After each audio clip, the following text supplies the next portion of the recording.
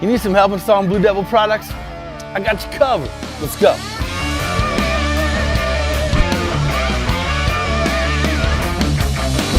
Welcome back to the Blue Devil Products Garage.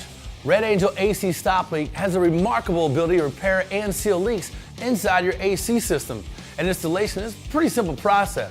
Now what you're going to need is an oil injector as well as an additional can or two of refrigerant. So you want to pop the hood, locate your vehicle's AC low side service port. Now go ahead and remove that cap to prepare for installation. Start your engine, turn your AC to maximum cooling.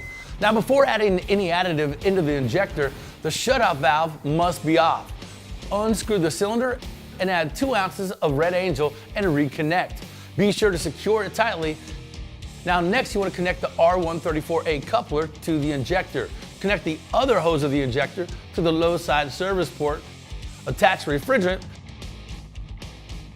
and open the valve and fill to the proper pressure per your owner's manual. Allow the AC system to run for about 15 minutes just to circulate the Red Angel and seal all of those leaks. Now once complete, remove the injector from the low side service port, replace the cap, and start driving in comfort. Drive your life and live leak free. See you next time.